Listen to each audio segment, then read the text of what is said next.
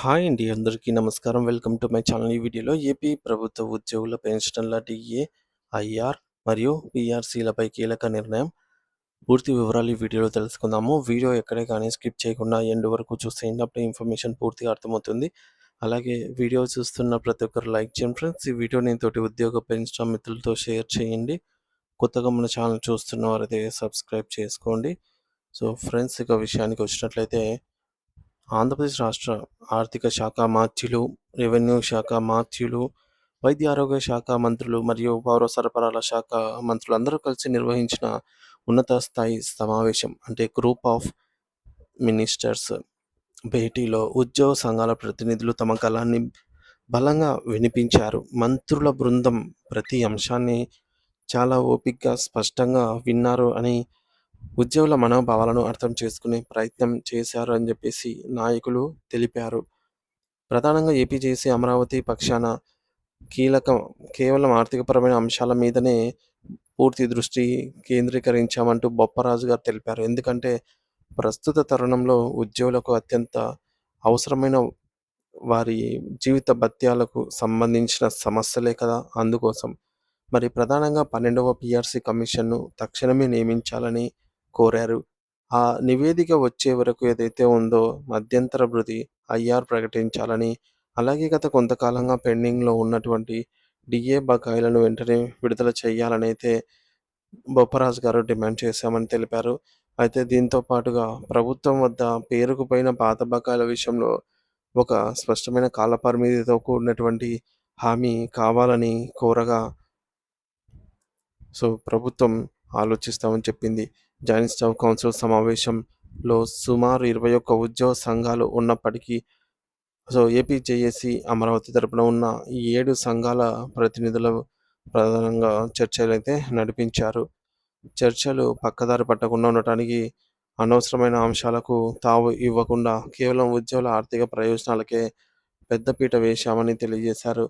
ఆర్థికేతర అంశాలైనటువంటి employee health scheme ఈహెచ్ఎస్‌లో ఉన్న లోపాలు, రిటైర్డ్ ఉద్యోగుల పెన్షన్ సమస్యలు, సచివాలయ ఉద్యోగుల ఇబ్బందులు మరియు కాంట్రాక్టు అవుట్‌సోర్సింగ్ ఉద్యోగుల క్రమబద్ధీకరణ వంటి విషయాలను కూడా ప్రస్తావించాము. కానీ వాటిని సంక్లిష్టంగా ముగించాము. ఎందుకంటే పీఆర్సీ మరియు ఐఆర్ వంటివి లక్షలాది మంది ఉద్యోగుల కుటుంబాలకు జీవనాధారంతో ముడిపడి ఉన్నాయి. ఈ యొక్క సమస్యలపై మంత్రులు స్పందిస్తూ ప్రస్తుతం ముఖ్యమంత్రి గారు అందుబాటులో లేరని, అయితే తాము చర్చించిన అంశాలన్నింటినీ ఒక అంచనా రూపంలో తయారు చేసి ముఖ్యమంత్రి గారి దగ్గరకు తీసుకెళ్తామని హామీ ఇచ్చారు. అతి త్వరలోనే ఒక సానుకూల నిర్ణయంతో మీ ముందుకు వస్తామని మంత్రుల బృందం మాకు భరోసా ఇచ్చిందని చెప్పేసి బొప్పరాజు గారు తెలిపారు. మరోవైపు నుంచి కూడా చాలా స్పష్టమైన సంకేతాలను ప్రభుత్వానికి పంపించామన్నారు. వచ్చే ఆగస్టు 2వ తేదీన అమరావతిలో రాష్ట్ర సెక్రటేరియట్ స్థాయి సమావేశం జరగబోతోంది. ఈ సమావేశంలో భవిష్యత్ కార్యాచరణ అంటే ప్రభుత్వం గనుక స్పందించకపోతే తదుపరిగా చేయాల్సిన పోరాటాల గురించి నిర్ణయం తీసుకుంటామని మంత్రులకు ముందే చెప్పేశాం మా నిర్ణయాన్ని అంటూ బొప్పరాజు గారు తెలియజేశారు. ఈలోపే మీరు స్పందిస్తారా? లేక ఆగస్టు 1వ తేదీన ముఖ్యమంత్రి గారు భోగాపురం పర్యటన ఉన్నందున మీ యొక్క సమావేశాన్ని వాయిదా వేసుకుంటారా అని మంత్రులు మమ్మల్ని ప్రశ్నించారు. దానికి మేము సమాధానం ఇస్తూ మా సమావేశం యథావిధిగా 2వ తేదీనే ఉంటుంది. అప్పటికి ప్రభుత్వం నుంచి వచ్చే స్పందనను బట్టి, వారు ఇచ్చే హామీలను తీవ్రతను బట్టి మేము మా నిర్ణయాన్ని మార్చుకుంటామే తప్ప సమావేశాన్ని మాత్రము వాయిదా వేసే ప్రసక్తి లేదని బొప్పరాజు గారు ఖచ్చితంగా చెప్పారు. రాష్ట్ర ఆర్థిక పరిస్థితి గురించి మంత్రులు వివరించే ప్రయత్నం చేసినప్పుడు మేము కూడా మా నిరసనను వ్యక్తం చేశామన్నారు.